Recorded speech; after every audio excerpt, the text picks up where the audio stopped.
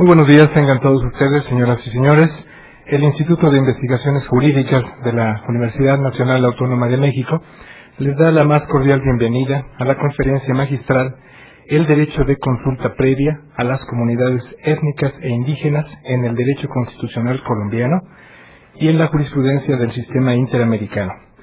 que será impartida por el doctor Rodrigo Escobar Gil, relator para México de la Comisión Interamericana de Derechos Humanos y expresidente de la Corte Constitucional de Colombia. Preside en este acto el doctor Héctor Fix Fierro, director del Instituto de Investigaciones Jurídicas de esta universidad.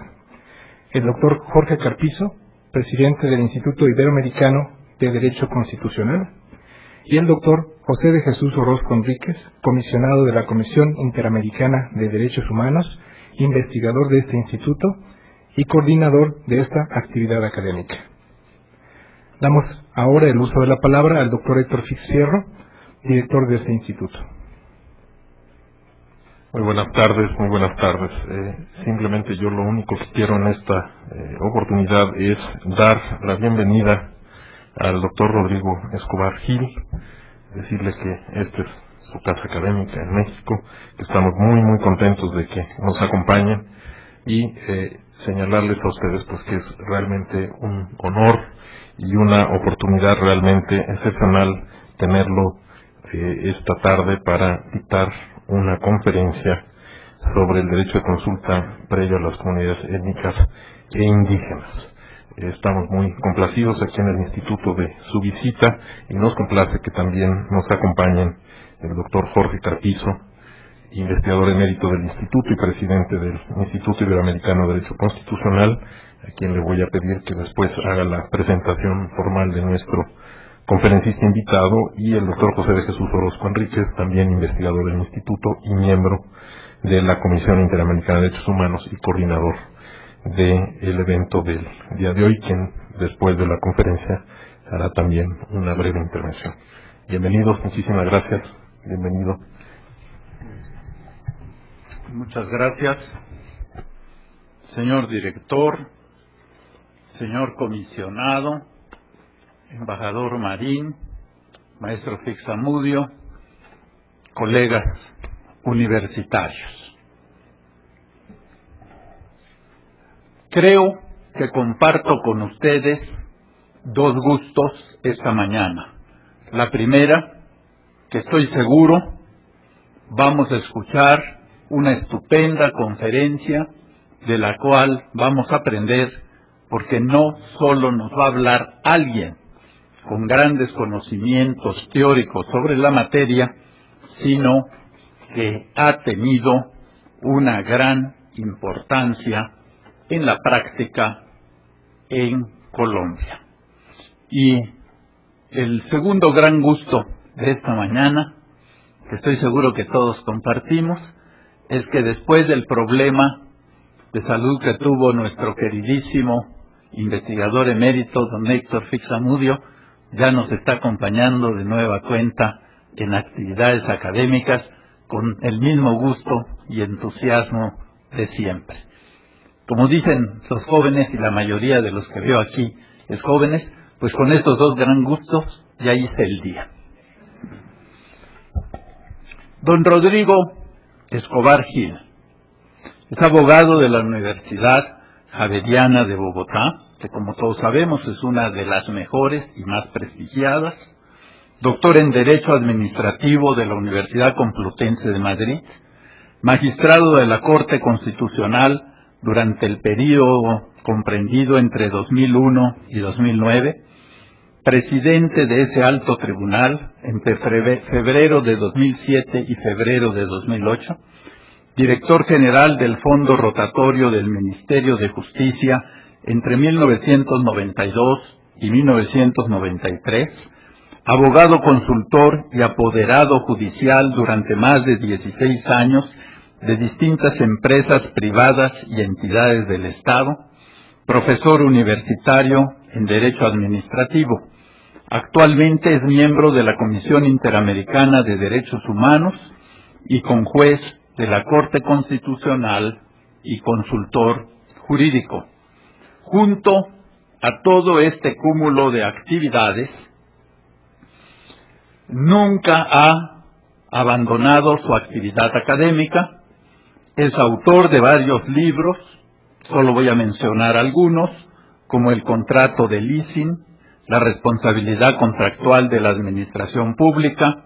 Teoría general de los contratos de la administración pública, La transformación jurídica del contrato administrativo en el derecho colombiano, tomo 4. Pero algo que lo distingue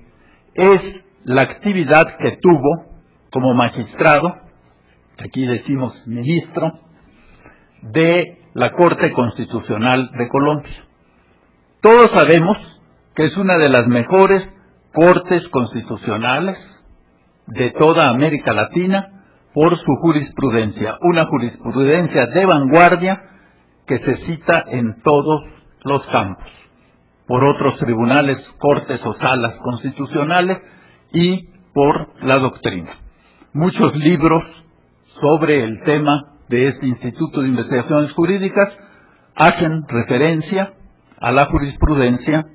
de la Corte Constitucional de Colombia.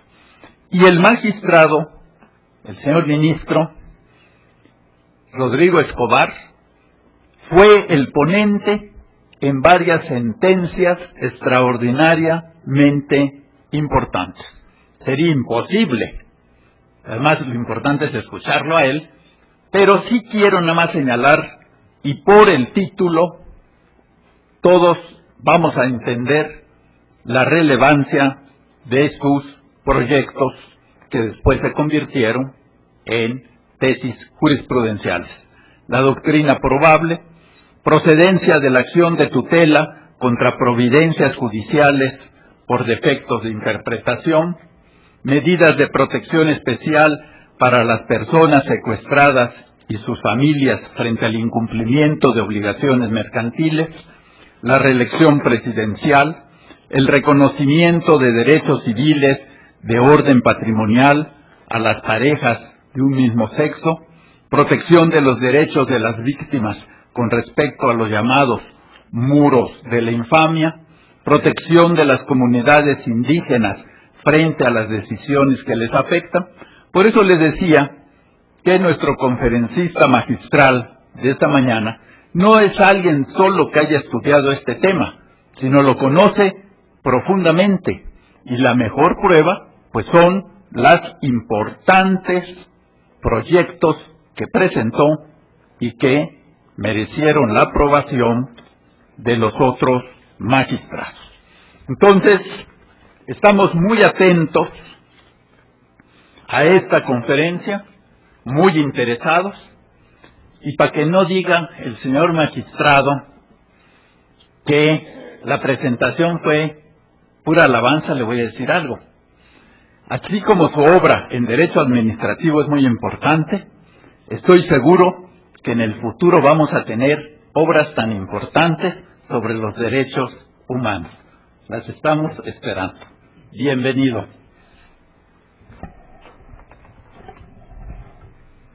Lo primero, quiero agradecer especialmente al Instituto de Investigaciones Jurídicas y al doctor Héctor Piego por esta amable invitación. También quiero agradecer al Instituto Iberoamericano de Derecho Constitucional y especialmente al doctor Jorge Carpizo también esta oportunidad de dirigir esta presentación, especialmente estas palabras tan generosas para conmigo que realmente me llenan de gran orgullo. Quiero agradecer también a mi colega, el comisionado Jesús Orozco, también por esta amable invitación que de verdad me llena de mucha emoción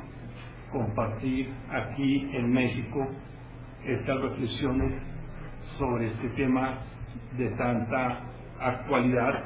y de tanta importancia. Pero antes de comenzar también quiero manifestar mi complacencia, mi gran gusto, y también para mí es un reto estar con el doctor Héctor Zamudio, maestro de todos nosotros, y que en muchas ocasiones he estado escuchando sus magistrales intervenciones y nos hemos nutrido y nos hemos enriquecido con sus grandes aportes que le ha hecho al derecho constitucional comparado. Con estas palabras previas quiero empezar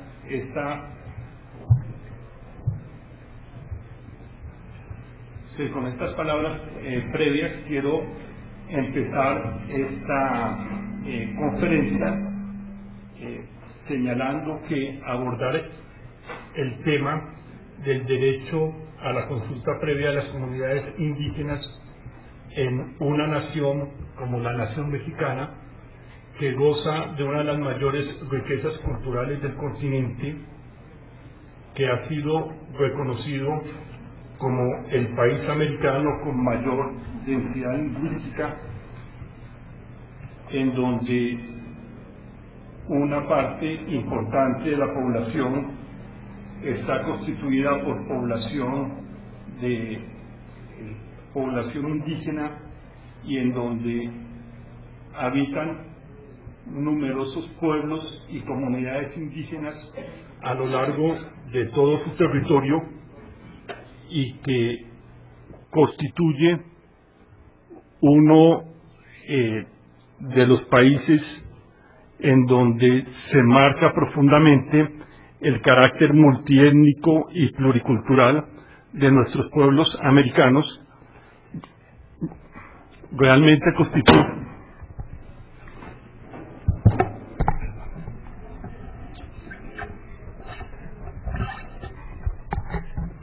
constituye un reto que con gusto voy a asumir, y espero que estas reflexiones sean de mucha utilidad en el momento histórico actual, en donde se reivindican socialmente la plenitud de los derechos de las distintas comunidades indígenas. Voy a abordar el tema desde una perspectiva específica, y es que lo voy a hacer a la luz de la jurisprudencia de la Corte Constitucional Colombiana, y también con base en nuestras experiencias en el sistema interamericano de derechos humanos.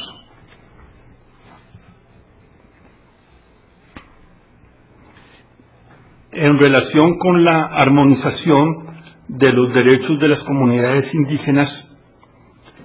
y los derechos y los intereses de la población mayoritaria de los estados, en los últimos años se han producido unos grandes avances que vienen dados por el reconocimiento tanto en los ordenamientos nacionales como en el derecho internacional de los derechos de los pueblos indígenas. Y dentro de ese reconocimiento, un instrumento de la mayor importancia es el reconocimiento de los mecanismos y del derecho de participación, y concretamente de la consulta previa a las comunidades indígenas. Consulta previa que se constituye en un instrumento procedimental para asegurar la prevalencia de la autonomía de estas comunidades. De esta manera se ha venido superando las antiguas políticas integracionistas, asimilacionistas o de desaparición por las que se propugnó durante otras épocas históricas, como sucedió, por ejemplo, con un antecedente que fue el Convenio 107 de 1957, en donde, si bien es cierto, se reconocía el derecho indígena consuetudinario, se hacía dentro de una filosofía de integración de las comunidades indígenas a los estados. Se reconocían estos derechos, pero siempre y cuando no fueran incompatibles con los ordenamientos nacionales, y se reconocían los usos, las costumbres y las tradiciones de estos pueblos, siempre y cuando no afectaran las políticas integracionistas. Debido a la discriminación, a la profunda discriminación que caracterizó el tratamiento a las comunidades indígenas, fue que en el seno de las Naciones Unidas, en el año de 1982, se creó un grupo de trabajo con el propósito de promover una normatividad y promover políticas para superar esta situación. Fue así como surgieron distintos movimientos sociales en donde se reivindicaron los derechos de las comunidades indígenas. Y es dentro de este marco y dentro de este contexto histórico que se produce una sustitución de la Convención 107 de la OIT por la Convención 169 de 1989. El elemento esencial y básico de la Convención 169 es el reconocimiento de los derechos de los pueblos y de las comunidades étnicas e indígenas a la autonomía y a la libre determinación de los pueblos. Hablamos de comunidades indígenas y de grupos étnicos, porque no solamente se trata de proteger, porque realmente se trata de proteger distintos grupos étnicos minoritarios, como son también las comunidades afrodescendientes. En el convenio 169 de la OIT se reconoce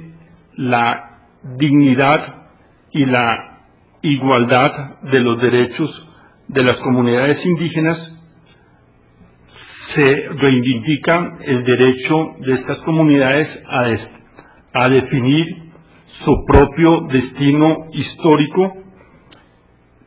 Se abandonan las políticas integracionistas que habían imperado hasta el momento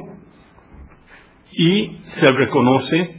el derecho de estos pueblos y de estas comunidades a ejercer un control sobre sus propias instituciones, sobre su propia organización y sobre su propia forma de vida. La consecuencia propia del reconocimiento del derecho a la autonomía y a la libre determinación de las comunidades indígenas es el establecimiento de unas verdaderas garantías institucionales o de unos mecanismos para hacer efectivo los derechos de estas comunidades.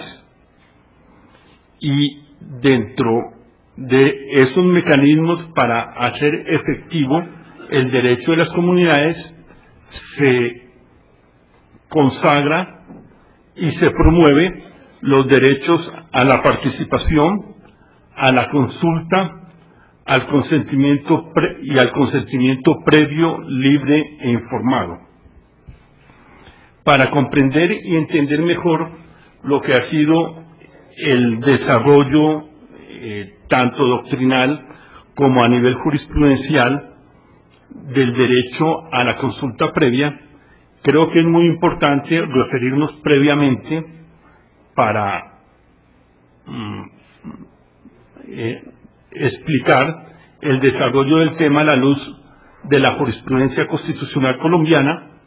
explicar el concepto de bloque de constitucionalidad, posteriormente referirnos a otros dos temas concretos, y es el de los derechos de las comunidades étnicas y tribales, y posteriormente ya al desarrollo jurisprudencial que ha tenido el tema del derecho a la consulta previa.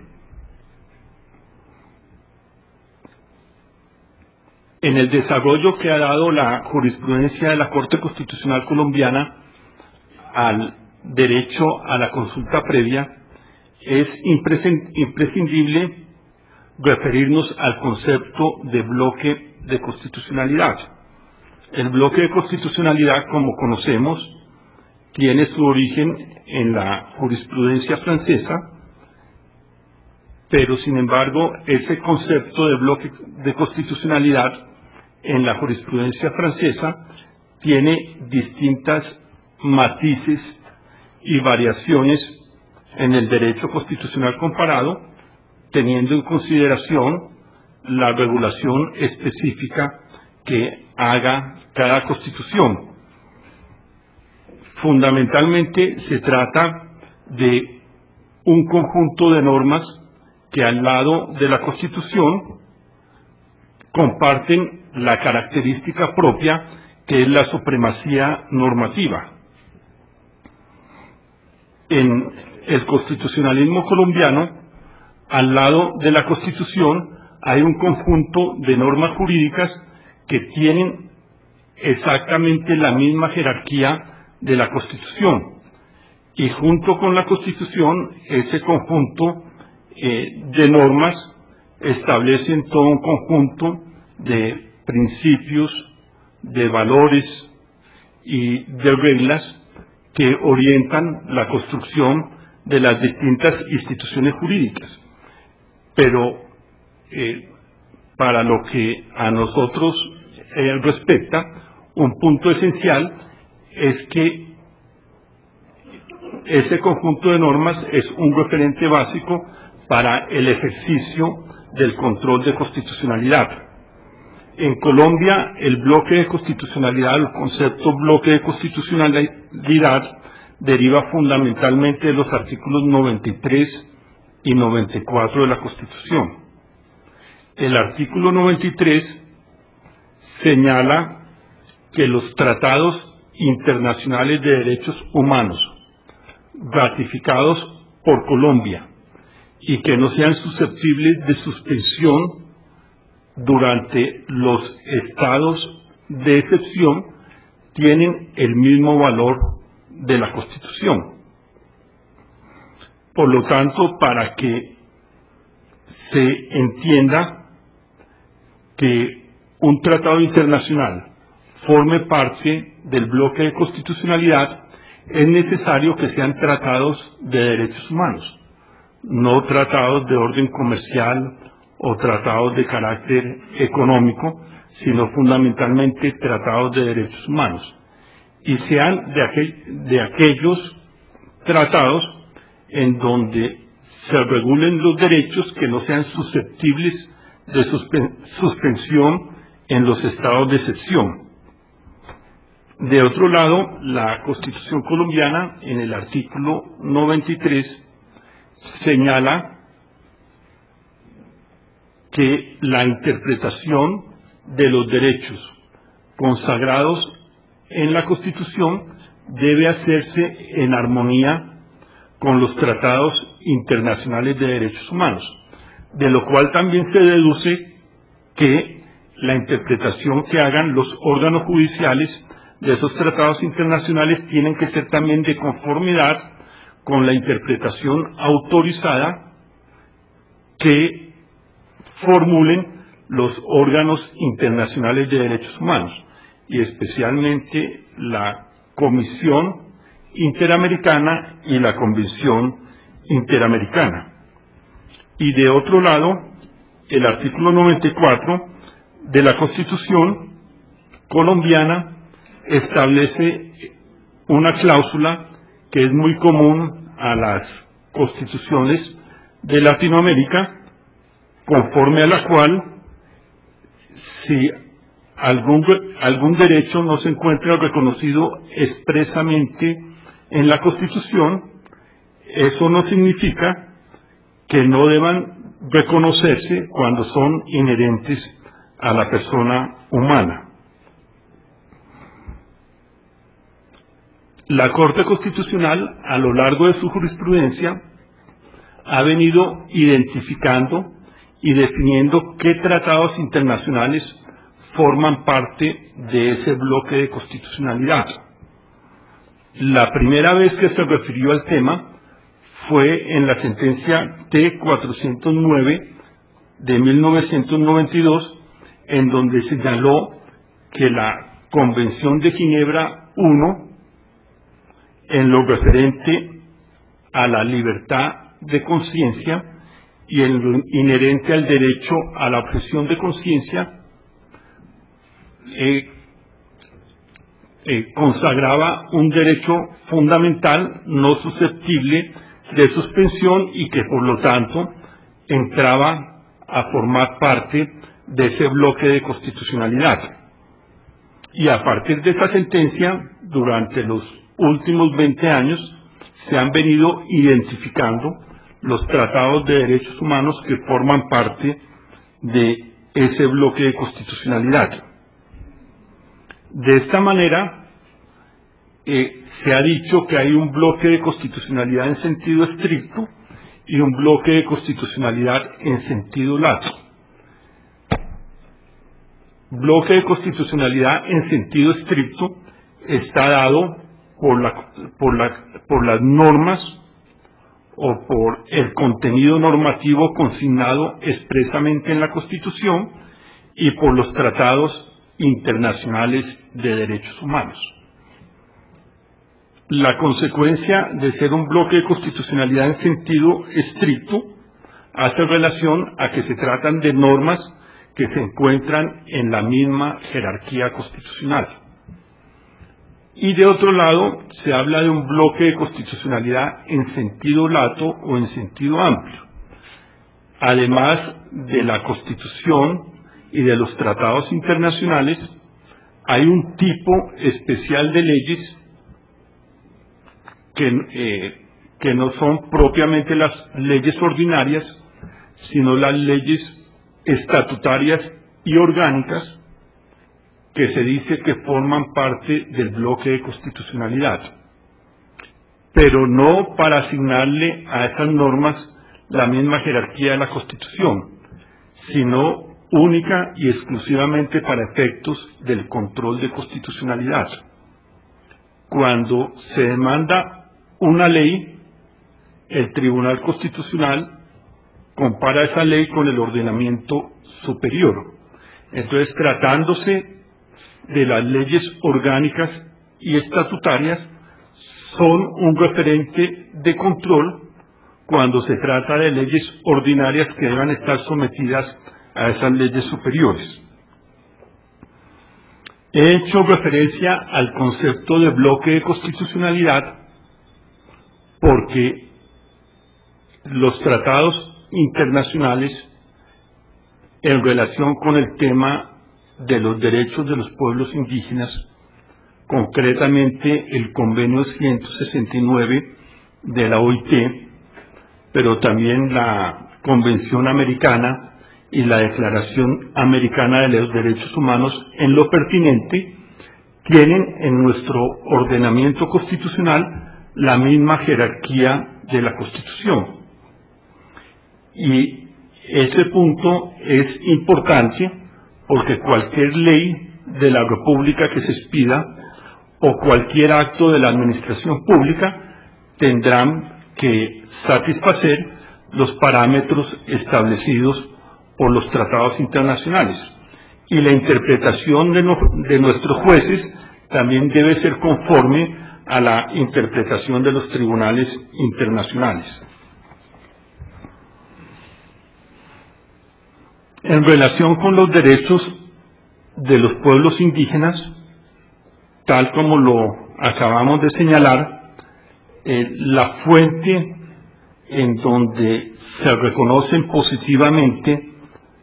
ese conjunto de derechos está dada especialmente por instrumentos y tratados internacionales. Sin embargo, a nivel nacional, en los distintos estados, también hay disposiciones internas en donde se reconocen estos derechos. Realmente, del análisis tanto de la jurisprudencia constitucional colombiana como del sistema interamericano, surge un primer punto. ¿Qué son para el derecho las comunidades y las organizaciones indígenas? Fundamentalmente, el derecho las considera como unos sujetos colectivos. Son sujetos colectivos porque tienen una cosmovisión especial, distinta a las creencias, a las convicciones y a las tradiciones de la mayoría de la población mayoritaria. Y dada esa cosmovisión especial, tienen unos derechos que son inherentes a esa cosmovisión especial que tienen. Son unos sujetos o son unas organizaciones que tienen su propia tradiciones, su propia cultura, sus propias convicciones, sus creencias religiosas específicas, y todo ello hace que tengan unos derechos en particular.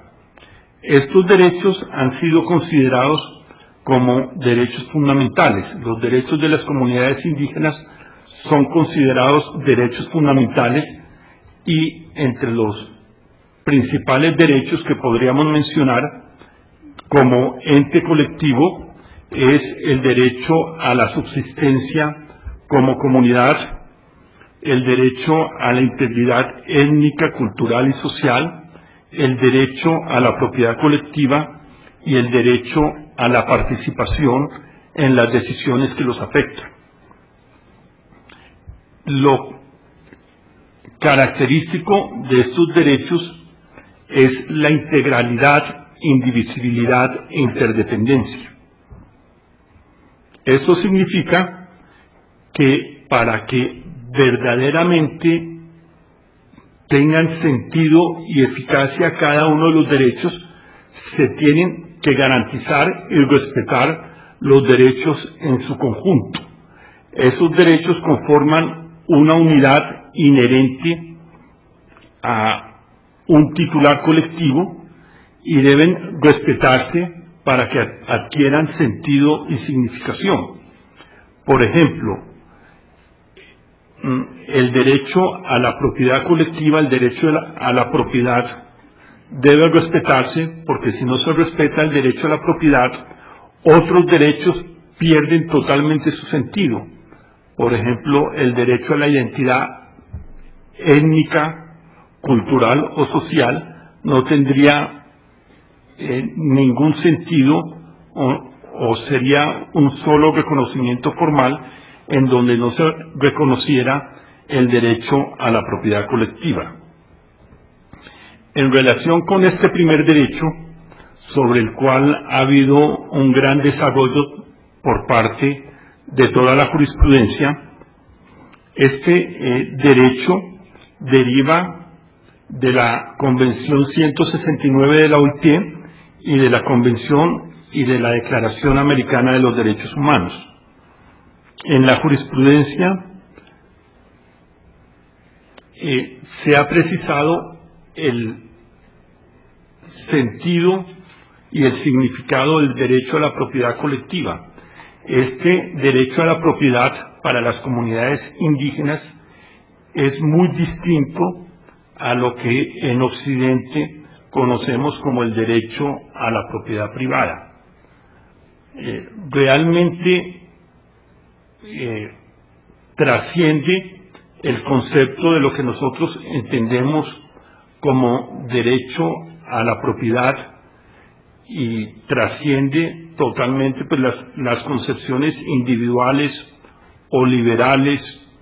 o solidaristas o socialistas de lo que es la propiedad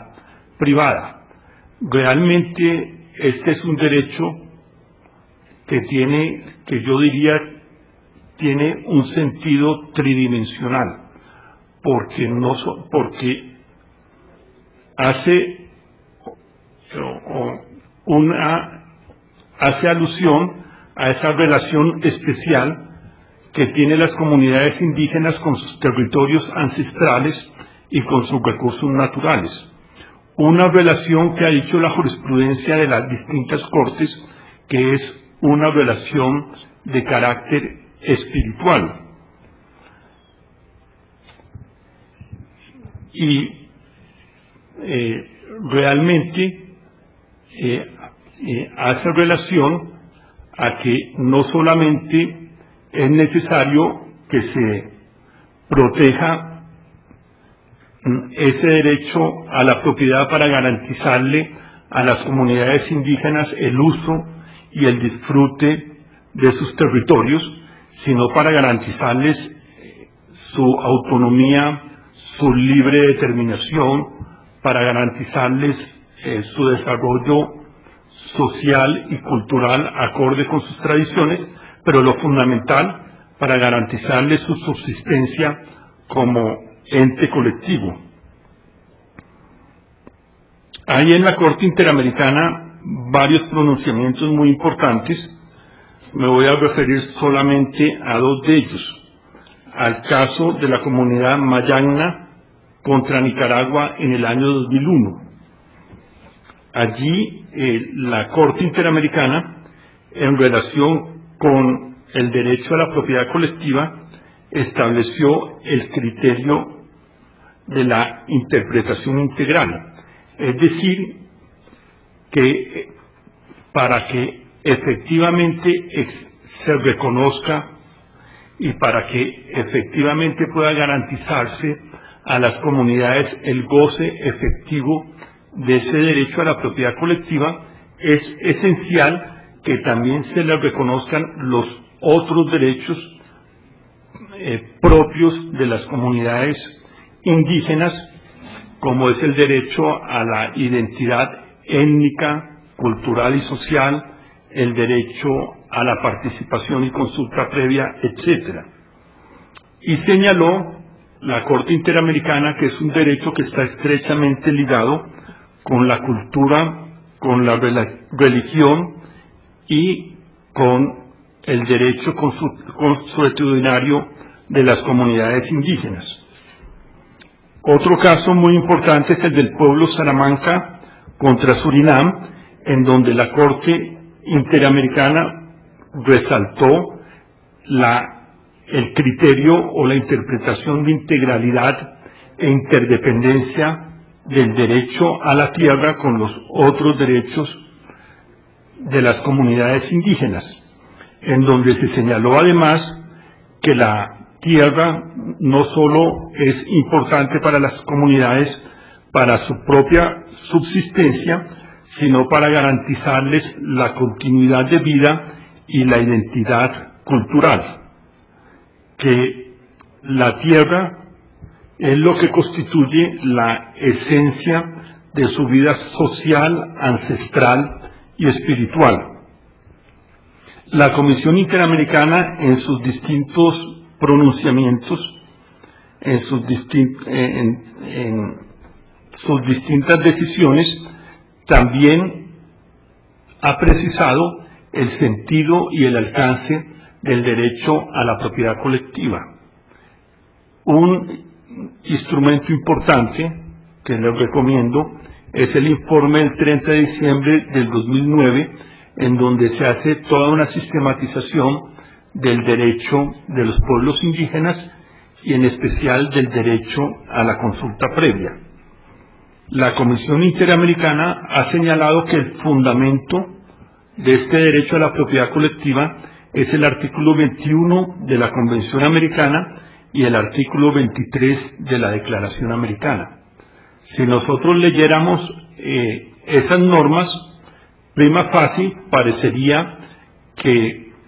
lo que consagran es una garantía a la propiedad privada, tal como se garantizaba o tal como se garantiza desde las primeras declaraciones de derechos humanos, y que realmente no harían alusión a la propiedad en las comunidades indígenas. Pero a raíz de todo un desarrollo doctrinal y jurisprudencial, se ha encontrado en esas normas el fundamento del derecho a la propiedad de las comunidades indígenas, y ha dicho la Comisión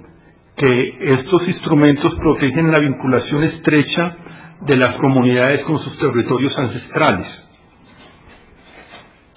y que el reconocimiento y la protección de los territorios ancestrales de las comunidades indígenas no solamente es importante para garantizar su supervivencia física y cultural, sino que también lo ha ligado al goce efectivo de los derechos de los distintos miembros de esas comunidades indígenas, y ha señalado que es esencial para garantizar y asegurar el derecho a la vida, a la integridad personal, a la salud, a la educación y a la alimentación, entre otros, de los miembros de las comunidades. Esa es la jurisprudencia o los principales pronunciamientos de la jurisprudencia internacional en torno a este tema. La Corte Constitucional también en distintas sentencias, especialmente en la sentencia T-658 de 1998, en un caso del pueblo en Vera-Gatío contra el gobierno colombiano por la explotación de recursos naturales en territorios indígenas, también se pronunció sobre este tema y sobre el derecho a la integridad territorial y al dominio de las comunidades indígenas sobre los resguardos. Se señaló en esta sentencia la importancia que para la cultura y para los valores espirituales de las comunidades tiene la relación especial de estas con sus territorios ancestrales. Y también señaló el criterio, que es muy importante y he querido enfatizar en esta disertación, el criterio de la integralidad, que si no se respeta el derecho a la propiedad colectiva de las comunidades indígenas, los otros derechos serían exclusivamente reconocimientos formales. Otro derecho es el derecho a la libre determinación, que del análisis tanto de los instrumentos internacionales como de la jurisprudencia podría definirse como el derecho de los pueblos y de las comunidades minoritarias a determinar su propia forma de vida y a determinar su destino histórico. Y realmente hace alusión a la autonomía que se les debe reconocer y garantizar a estas comunidades. Autonomía es autogobierno,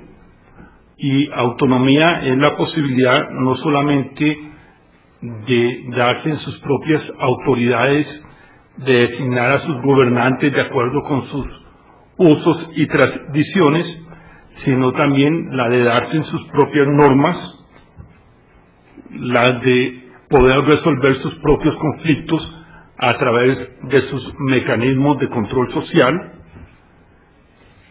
y especialmente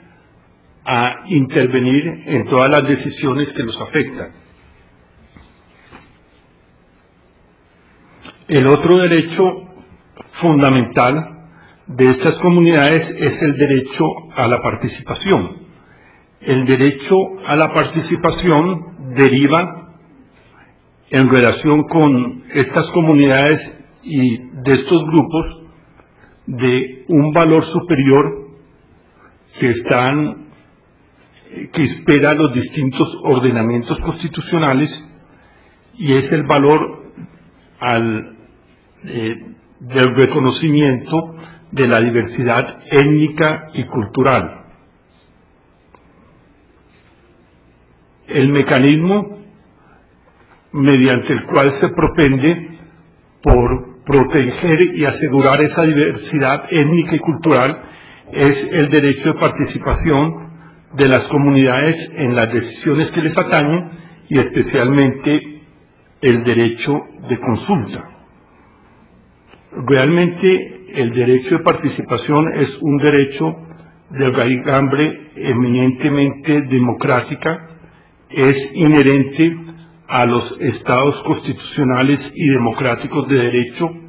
es inherente a la democracia participativa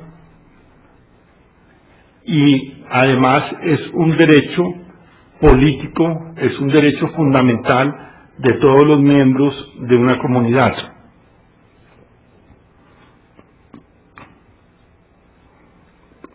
De ahí la importancia de este derecho o de estos derechos como mecanismo para preservar y asegurar la diversidad cultural, diversidad que en estos pueblos tienen un profundo y muy amplio desarrollo en aspectos como la educación, la lengua, la religión y las tradiciones.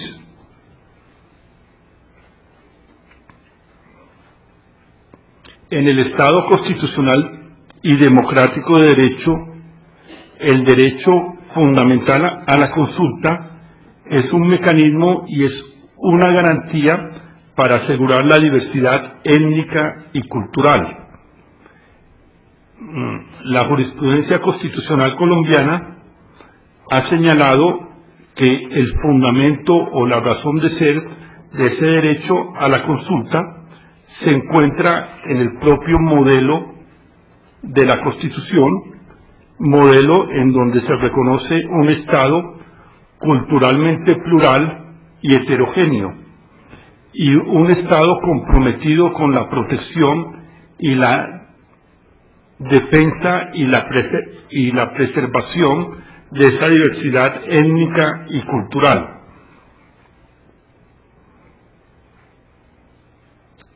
Es en el convenio 169 de la OIT, que como ya lo hemos dicho, forma parte de la Constitución colombiana por la referencia al bloque de constitucionalidad, en donde se reafirmó como objetivo del convenio 169 la protección y la defensa de la identidad de las comunidades indígenas y el derecho de estas a la autonomía y a la libre determinación. Ese derecho de participación y ese derecho de consulta al que se refiere el convenio 169 de la OIT y concretamente el artículo 6 hace referencia a dos tipos de participación.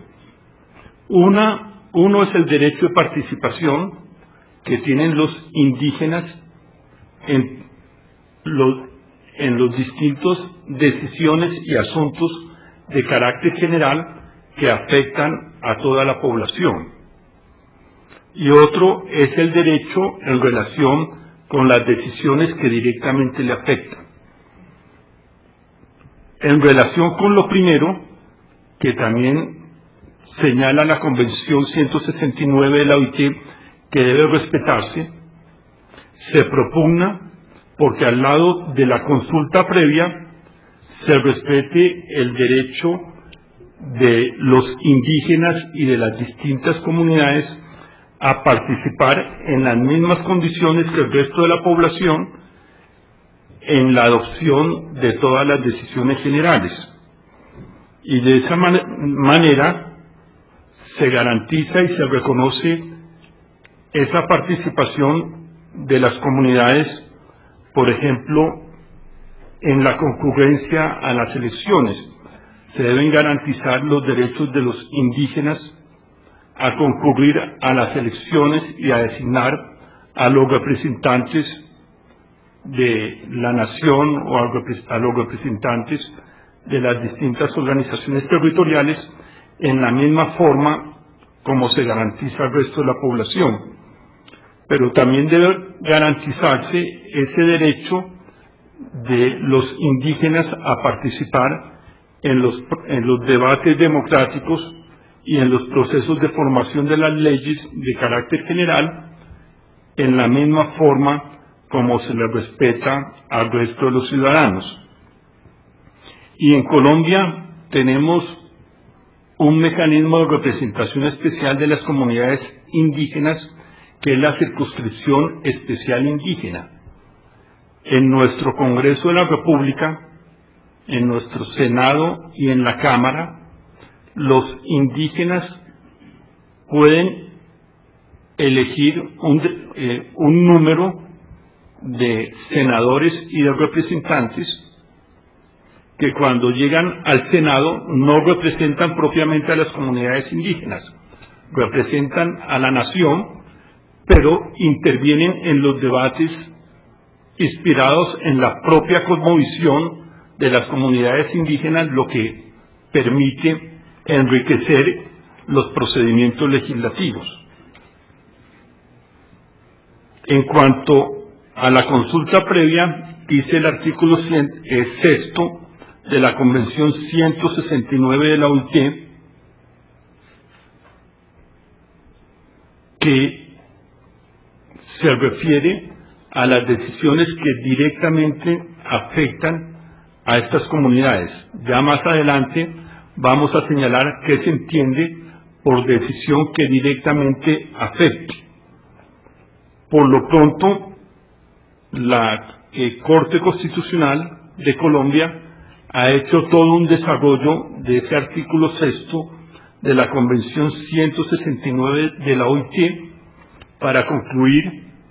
y este es un punto muy importante, que ese derecho a la consulta previa es un derecho fundamental, y que es un derecho fundamental porque se encuentra en estrecha relación con los otros derechos de las comunidades indígenas, con el derecho a la subsistencia, con el derecho a la identidad étnica, cultural y social, y además, como tal, es un derecho de participación. Entonces se le ha dado la connotación de un derecho fundamental. ¿Cuál es la consecuencia jurídica de que sea un derecho fundamental?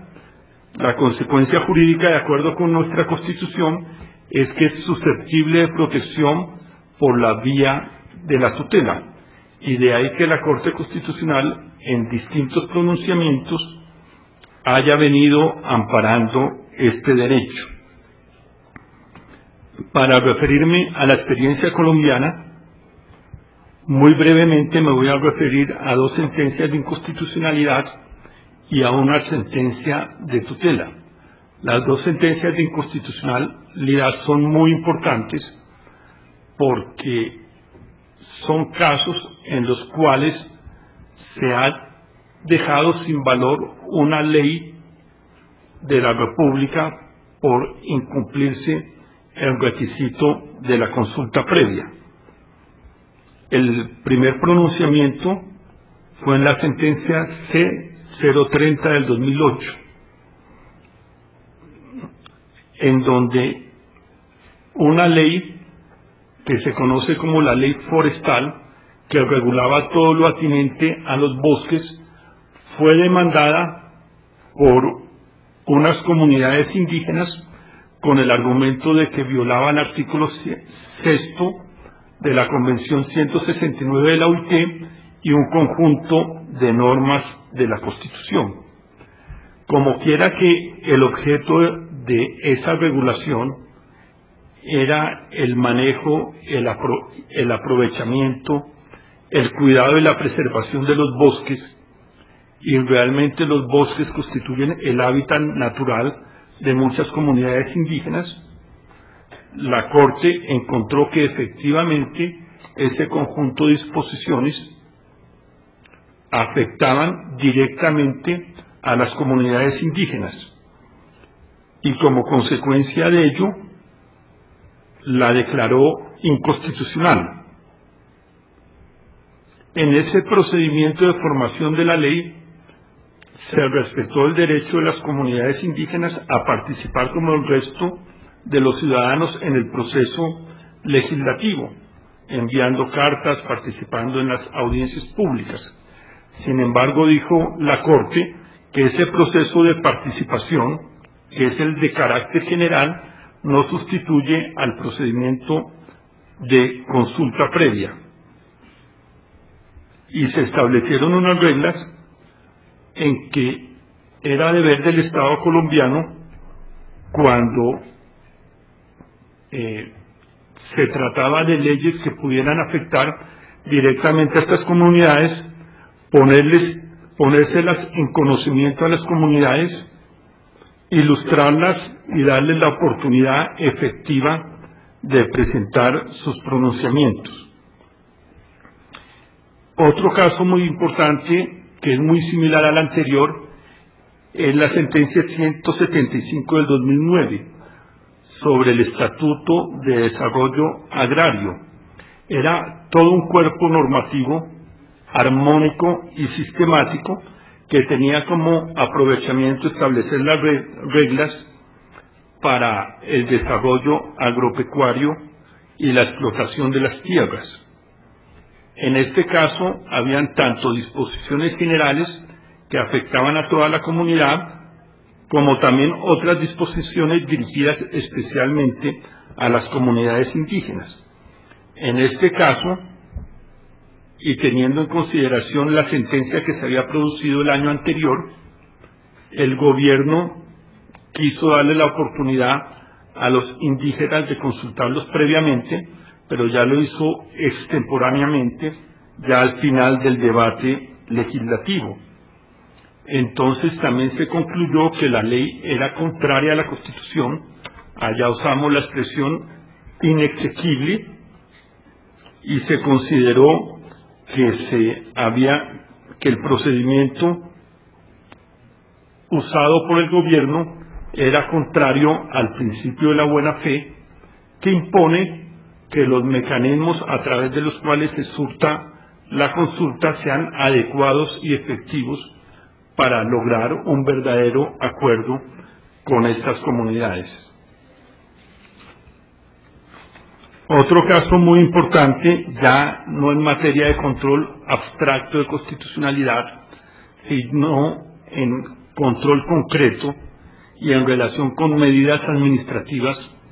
es decir, licencias, permisos, concesiones que autorizan una explotación industrial, una explotación minera, una obra de infraestructura. La Corte, en la sentencia T-880 del 2006, protegió al pueblo indígena Motilón porque en su territorio se había aprobado una licencia para un proyecto de exploración y explotación petrolera sin que previamente se hubiera surtido el requisito de la consulta. Allí la Corte Constitucional profirió una medida cautelar, es decir, suspendió la exploración y explotación de este proyecto hasta tanto no se llevara a cabo la consulta previa. En el sistema interamericano también existen algunos casos muy importantes en donde tanto la Comisión Interamericana como la Corte Interamericana han hecho aportes muy significativos para perfeccionar el sistema de protección de las comunidades indígenas y de la consulta previa. La Comisión Interamericana lo ha hecho especialmente por la vía de las medidas cautelares. Sin embargo, gran parte de esas medidas cautelares se refieren no propiamente a la consulta previa, sino a los derechos a la vida y a la integridad personal de miembros de comunidades indígenas que son objeto de amenazas, de hostigamientos,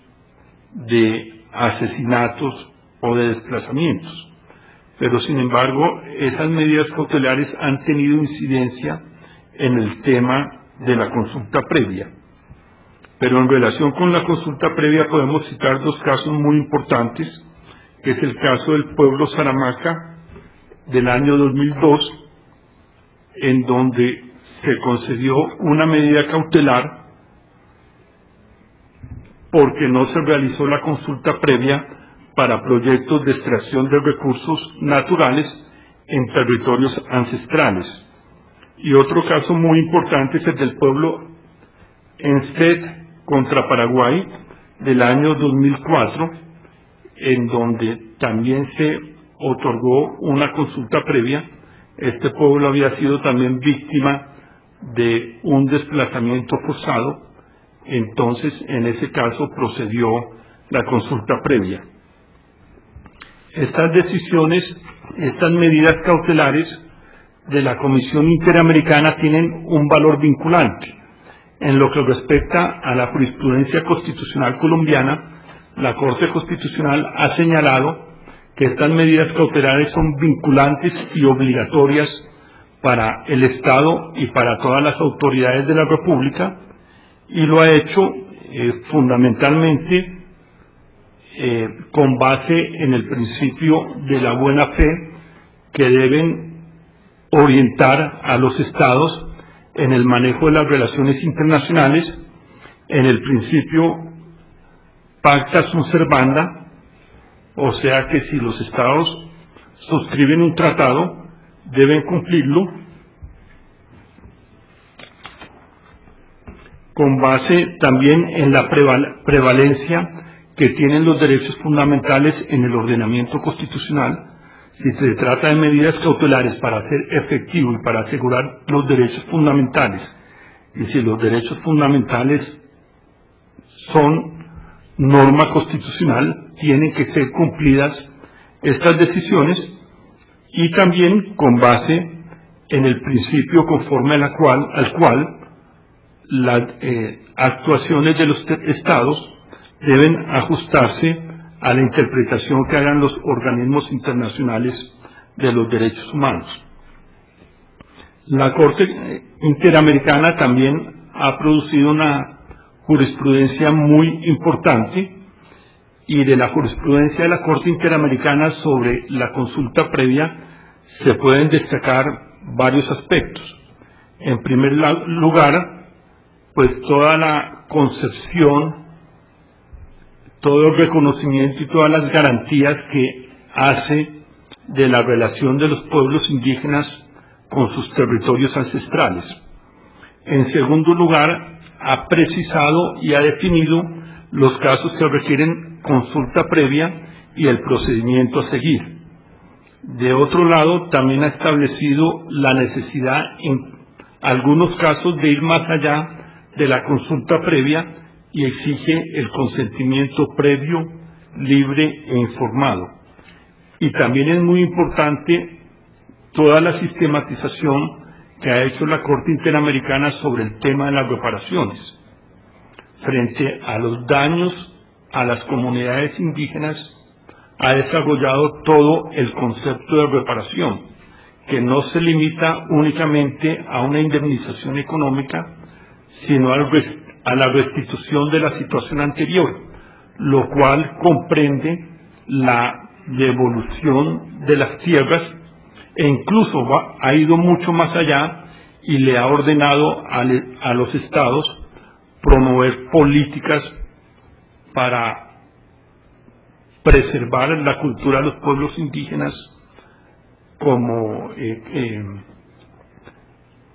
programas especiales para preservar la lengua, la educación, etcétera.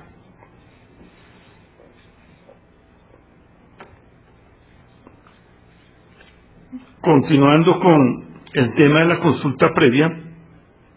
un criterio muy importante que ha establecido la jurisprudencia es la delimitación de qué se entiende por medidas susceptibles de afectar directamente a las comunidades. Porque en realidad, en principio,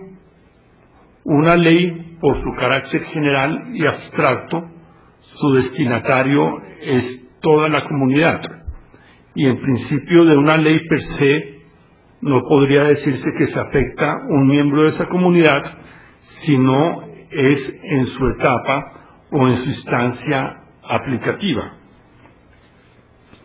Sin embargo, se ha dicho que algunas medidas, aunque sean generales, sí son susceptibles de afectar directamente a unas comunidades. Entonces aquí lo importante es establecer cuál es el criterio para determinar que una medida afecta una comunidad. Y el criterio que se ha dado es que es cuando se altera el estatus de una persona o de una comunidad. Una medida produce una afectación directa cuando se produce una alteración del estatus en el sentido de que es una medida que establece unos beneficios para una comunidad o que establece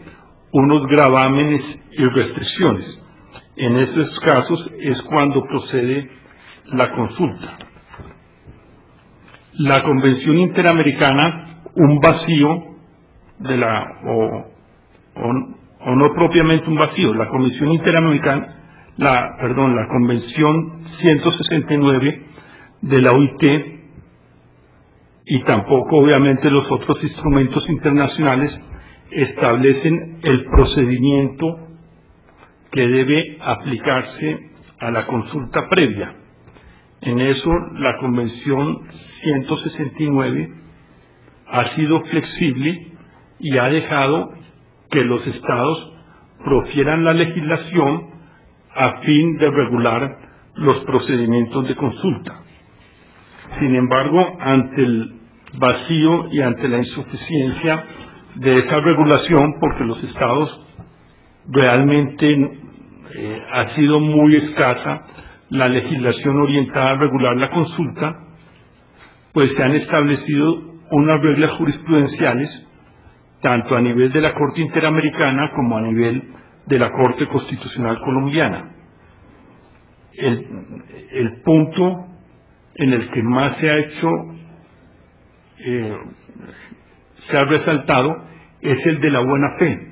que los estados deben establecer procedimientos y reglas de buena fe acordes con los usos y costumbres de las comunidades indígenas y consultando a autoridades suficientemente representativas de esas comunidades con el fin de que se pueda asegurar la efectividad y la conducencia de esos acuerdos. Por lo que si estamos frente a una ley de carácter general, es el juez constitucional en el que en cada caso va a determinar si ese procedimiento de consulta se hizo o no se hizo acorde con los instrumentos internacionales, y si se hizo o no se hizo acorde con el principio de buena fe y con el principio de efectividad y conducencia que se debe orientar. Se ha dicho que la oportunidad en que debe hacerse la consulta es, como su nombre lo indica, consulta previa, antes de la presentación de un proyecto de ley, y no cuando el proyecto de ley ya se encuentra en trámite o ya se encuentra en la instancia final de aprobación, porque si lo que caracteriza el procedimiento legislativo es la racionalidad, la participación, la transparencia, el derecho de todos a ser informado, ningún sentido tendría que la consulta se hiciera ya al final, cuando ya se han tomado una serie de decisiones. Y lo mismo sucede cuando se trata de decisiones particulares, de decisiones de tipo administrativo, como por ejemplo permisos, licencias, concesiones. En estos casos, la Corte Interamericana, desde el caso Saramaca, ha dicho que ese tipo de consultas tiene que ser con carácter previo y debe hacerse desde el momento inicial. Bueno, ya para concluir, en realidad la consulta previa, la consulta de los pueblos y comunidades indígenas como mecanismo para asegurar la subsistencia y la preservación integral de los derechos de las comunidades indígenas sigue siendo una gran preocupación de estas comunidades indígenas. Y en el momento actual existen múltiples reclamos y reivindicaciones de estas comunidades por la muy pobre o la muy precaria implementación de los derechos de participación y de consulta. Y también muchas preocupaciones por las malas prácticas que en muchos países se han venido realizando en relación con estos derechos. En general, el panorama en América Latina, el panorama en nuestros países es de múltiples problemas a través de los cuales se intenta superar o evitar la consulta previa. Realmente hay una caracterización de las decisiones del Estado en materia de actividades extractivas, en materia de proyectos mineros, que son los que más afectan a las comunidades indígenas, que se caracterizan por la unilateralidad. Existe una unilateralidad de los Estados al momento de aprobar estos proyectos sin dar ninguna participación a las comunidades indígenas. De otro lado, hay una falta de control en relación con el impacto ambiental, social y cultural que para los pueblos indígenas representan estas actividades extractivas. Y todo ello ha derivado en una pérdida de confianza de las organizaciones indígenas y tribales en relación con el Estado, en las que no solamente se han venido oponiendo a las actividades extractivas por esa falta de confianza, sino que también hay falta de confianza en los gobiernos y en los estados en relación con los procedimientos de consulta. Frente a esta realidad, nuestros estados democráticos y constitucionales de derecho tienen un gran reto, y existe un gran reto también de todas nuestras autoridades públicas, de nuestros jueces constitucionales y especialmente también de los tribunales internacionales, en donde debe hacerse un gran esfuerzo porque los estados adecúen sus normativas internas a los parámetros y a los estándares internacionales en relación con los derechos de participación, de consulta previa y de consentimiento libre e informado. También una gran exigencia es que los estados formulen y adopten políticas públicas en las cuales se le dé participación y en las cuales se haga realidad el derecho de la consulta previa. También es esencial para la construcción de un Estado constitucional y democrático de derecho de afianzar y de mejorar la regulación, las garantías y las protecciones judiciales para superar las reticencias de algunos sectores a la consulta y a la participación. Pero fundamentalmente, y lo esencial, es promover un cambio en la cultura social y jurídica en orden a consolidar un Estado democrático y pluralista que promueve y asegure la diversidad étnica y cultural de los pueblos indígenas y la armonice plenamente con sus derechos y con los derechos y las necesidades de la población mayoritaria de los estados del continente. Entonces, con esta conferencia quise presentarles un panorama muy general de lo que ha sido la formulación jurisprudencial sobre el derecho a la consulta previa de las comunidades indígenas como derecho fundamental de estos entes colectivos, con el ánimo y con el propósito de contribuir al debate actual existente en la materia. Muchas gracias.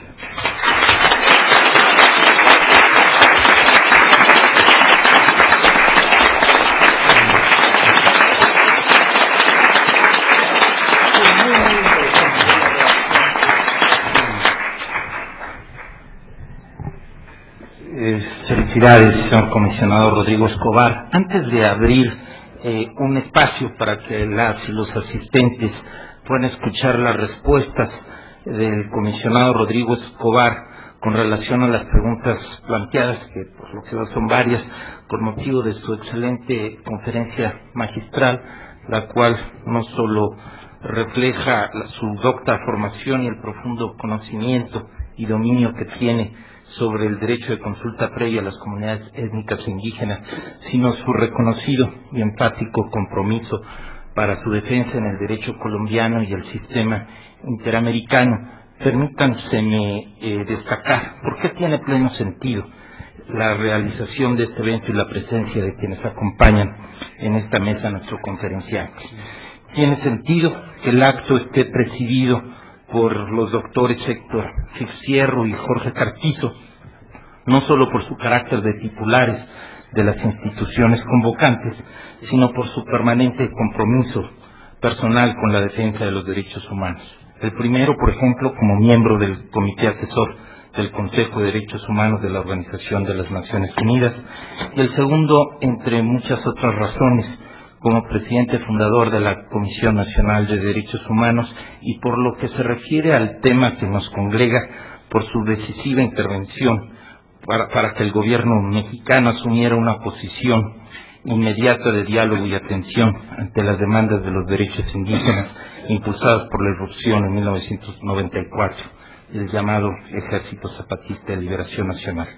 Tiene sentido que este evento se lleve a cabo en este recinto que lleva el nombre del insigne jurista mexicano Héctor Fixamudio,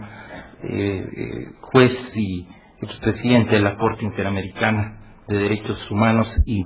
nos unimos al regocijo que a todos nos brinda su reincorporación a la vida académica activa de nuestro querido y admirado maestro Héctor Fixamudio. Es importante reiterar que a la luz del principio pro persone, el ejercicio de interpretación normativa que más favorezca a los derechos de los seres humanos constituye una obligación a cargo de los Estados, cuyo cumplimiento no debería encontrarse sujeto a discreción alguna. En dicho ejercicio, junto con el llamado bloque de constitucionalidad, el enfoque desde la perspectiva del derecho comparado, como la realizada por el comisionado relator para México, Rodrigo Escobar, en relación con el derecho constitucional colombiano y los estándares del sistema interamericano, resulta vital para la construcción y consolidación de los avances jurisprudenciales en la materia, y desde luego también para el reconocimiento de los desafíos que aún aguardan superar los estados del hemisferio. Deseo subrayar que en materia de protección de los pueblos indígenas y tribales, la existencia y desarrollo progresivo de un corpus juris internacional destinado a la protección deriva del reconocimiento y respaldo de la comunidad internacional a los pueblos que han luchado por su existencia, así como por la tenencia y recuperación de las tierras que ancestralmente les pertenecen. En nuestra región, ninguno de los instrumentos interamericanos de manera expresa menciona a los pueblos indígenas o tribales. No aparecen mencionados en la Convención Americana ni tampoco en el Protocolo de San Salvador. Únicamente cabría señalar que hay una breve referencia en la Carta Democrática Interamericana de Garantías Sociales, y está en proceso en el seno de la Organización de los Estados Americanos un proyecto de declaración americana sobre los derechos de los pueblos indígenas. Sin embargo, aún no se ha desarrollado instrumento jurídico de carácter vinculante y especializado sobre la materia en nuestro hemisferio. En este sentido, es importante destacar que los estándares interamericanos de protección a los derechos de los pueblos indígenas y tribales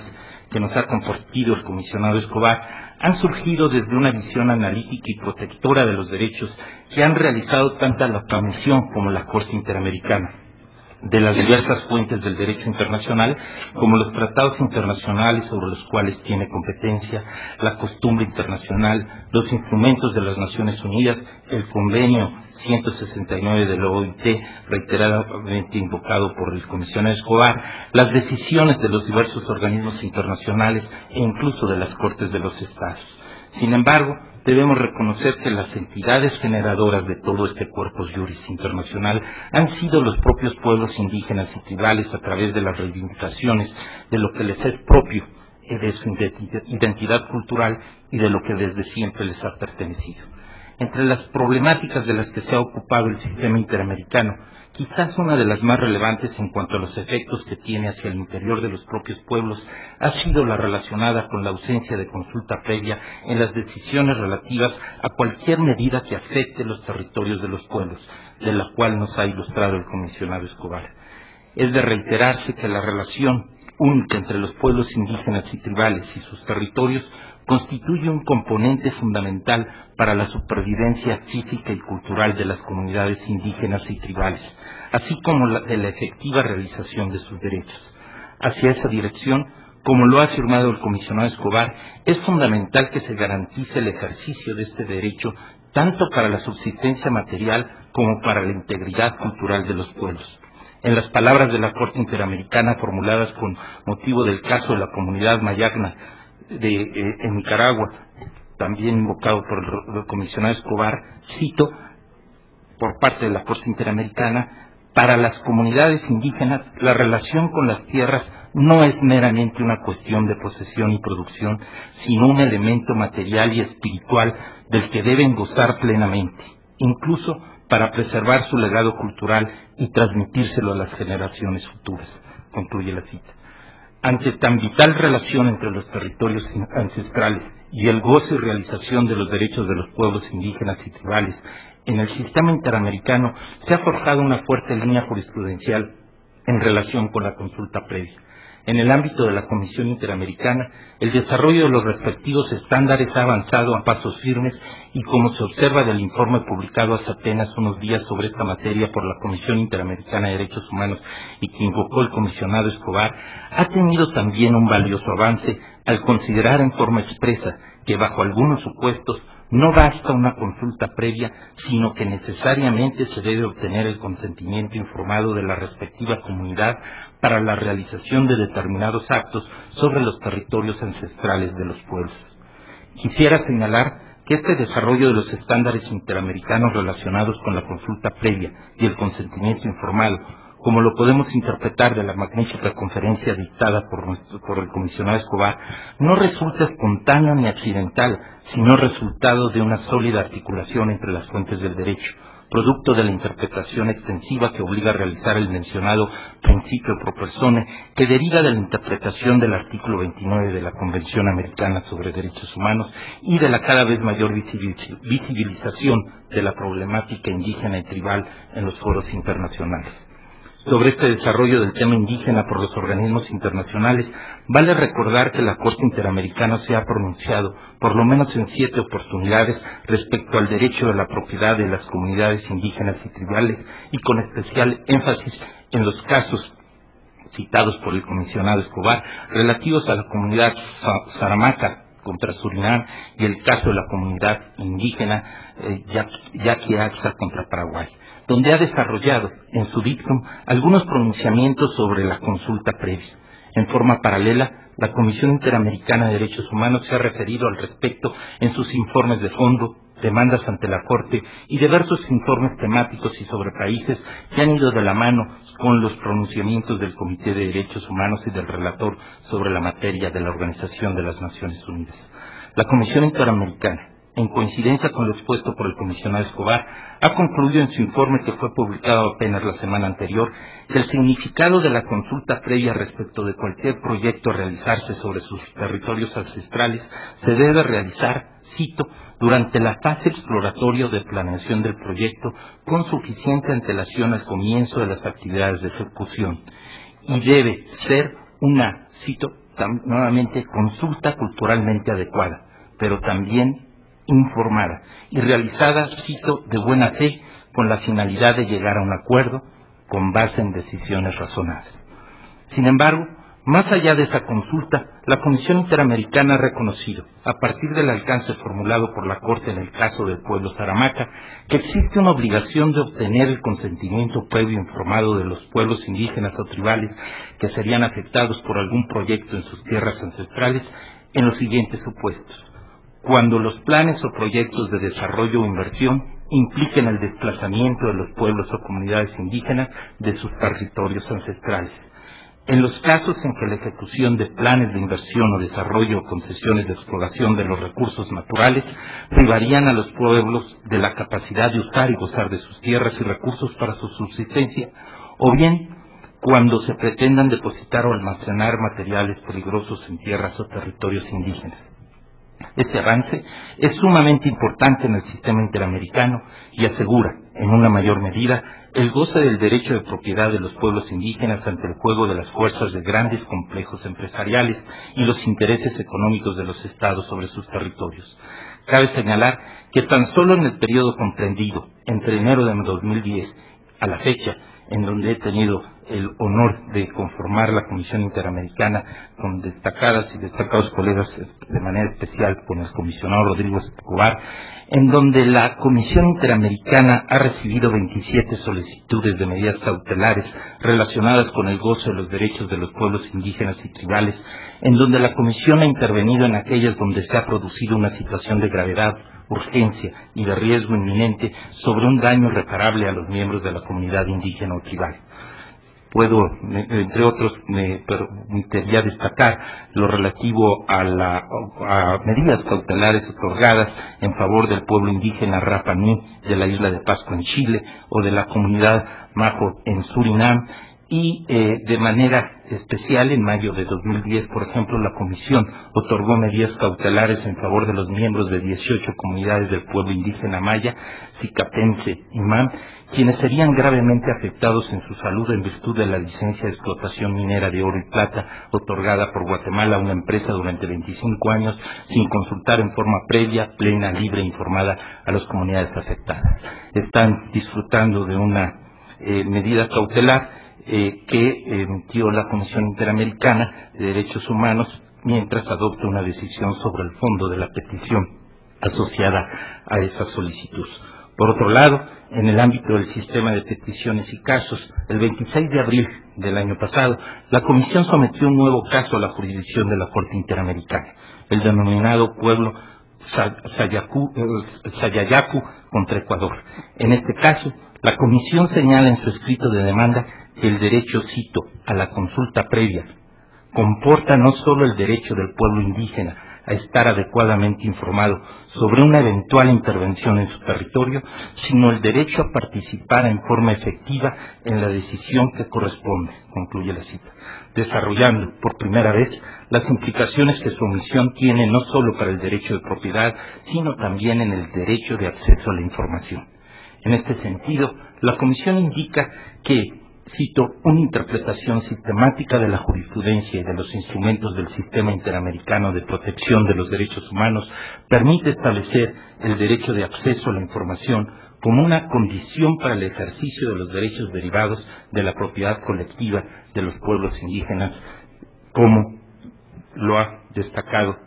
certeramente el comisionado Escobar. En fin, lo anterior no pretende sino subrayar lo relevante del tema expuesto magistralmente por el comisionado Rodrigo Escobar para la mejor protección de los pueblos indígenas y tribales en nuestro continente, tanto a través del desarrollo del sistema interamericano como del derecho interno y las prácticas judiciales de los estados del hemisferio en relación con la consulta previa y el consentimiento informado, invitando a las y los interesados a consultar el reciente informe de la Comisión Interamericana intitulado Derechos de los Pueblos Indígenas y Tribales sobre sus tierras ancestrales y recursos naturales, que invocó el comisionado Rodrigo Escobar en su excelente disertación y que se encuentra a su disposición en la página web de la Comisión Interamericana. Muchas gracias y felicidades, señor comisionado.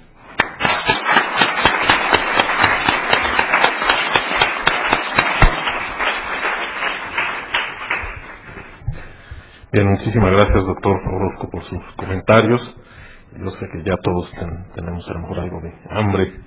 cierta impaciencia, pero hemos recibido un número importante de comentarios y de preguntas,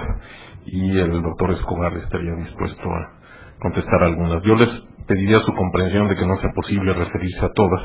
entonces le he pedido que él libremente escoja 2 o 3 y ofrezca algún comentario adicional. Yo estoy seguro que él estaría bien dispuesto a recibir y estar en contacto con algunas personas entre ustedes que quisieran continuar una vinculación, quizá un diálogo. También es parte de los propósitos de tenerlo como conferencista invitado en esta ocasión. Doctor Escobar, si está mal. Sí, como acaba de señalar el doctor Héctor, hemos recibido numerosas preguntas, aproximadamente 20. Entonces entenderán que, bueno, me gustaría responder las 20 preguntas, pero dada la limitación del tiempo, pues ni siquiera he seleccionado las preguntas, sino que las voy a leer en el mismo orden. Voy a leer unas 2 o 3 y muy rápidamente voy a dar una respuesta ya por lo avanzado de la hora. La primera es cómo diferenciar qué aspectos pertenecen al derecho a la consulta y cuáles otros al derecho a la participación. Bueno, sobre este punto es importante referirnos al artículo 6 de la Convención Interamericana. En el artículo 6 se habla al artículo 6 del convenio 169 de la OIT. En esa norma se hace relación al derecho de los pueblos y de las comunidades indígenas a que se les garanticen ambos derechos, el derecho a la consulta previa y el derecho a la participación. Pero realmente, ¿cómo diferenciarlos? Pero realmente tanto el derecho a la consulta como el derecho a la participación son esenciales en el Estado democrático y deben respetarse en los distintos procedimientos. Si se trata de un procedimiento legislativo, se debe garantizar el derecho de participación democrática de las comunidades indígenas y también debe garantizarse y respetarse el derecho a la consulta previa. ¿Cómo diferenciarlos? Pues la respuesta sería, en el caso de la consulta previa, cuando se trate de una afectación directa al pueblo o a la comunidad, que implique nuevas cargas, nuevos gravámenes, restricciones, en esos casos se requerirá la consulta previa. Toda medida, ya sea legislativa o de carácter administrativo, que esté orientada directamente a crear o a modificar un estatus, es la medida que requiere consulta previa. Hay una segunda pregunta. ¿Existe en la Comisión Interamericana algún criterio para avalar un proceso de consulta a comunidades indígenas que permitan prever los casos de simulación de consultas o mecanismos poco oportunos culturalmente? Bueno, en relación a que si existe algún criterio, yo creo que el criterio importante lo ha dado la Corte Interamericana. Es el principio de la buena fe. La buena fe es la exigencia que los estados y todas las autoridades públicas en los distintos procedimientos actúen con transparencia, honestidad y lealtad, y actúen con el propósito que se cumpla el fin de la actuación que están realizando. En cada caso en particular, si se trata de una medida legislativa o si se trata de una medida de tipo administrativo, los órganos que ejerzan el control sobre esa medida podrán determinar si efectivamente se hizo la consulta previa o si la consulta previa pues fue un montaje. Si es un montaje, pues está claro que no se cumplió con el principio de la buena fe, que fue lo que dijo la Corte Constitucional cuando conoció la demanda de inconstitucionalidad contra la ley que reglamentaba el aprovechamiento de la tierra. Se señaló que se había surtido pues una consulta, pero era extemporánea, tardía, y que realmente no había sido con autoridades verdaderamente representativas. Y una última pregunta, y las he leído en el mismo orden, en que llegaron. Dice: en nuestros países la propiedad privada debe respetarse, y en el caso indígena las afectaciones a la propiedad colectiva deben consultarse. ¿No estamos ante derechos de primera y derechos de segunda?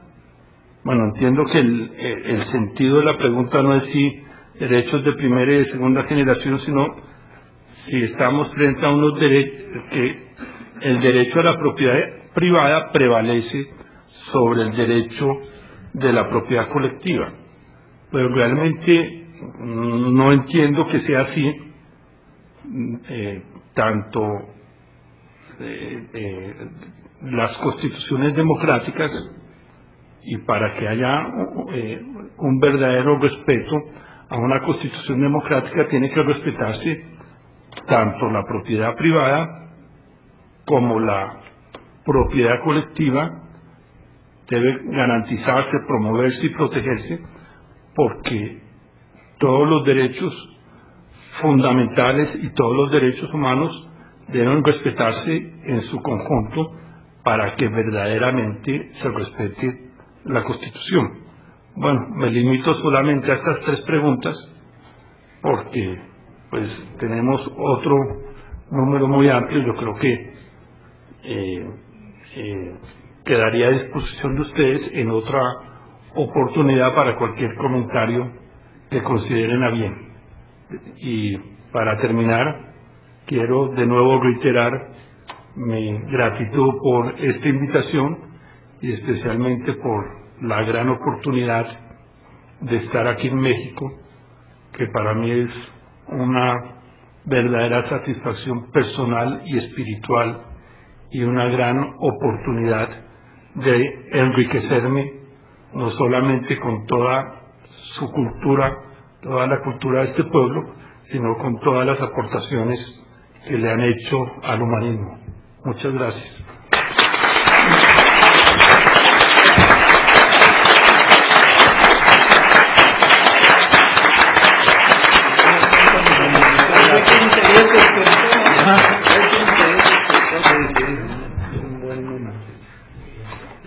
Buenas tardes.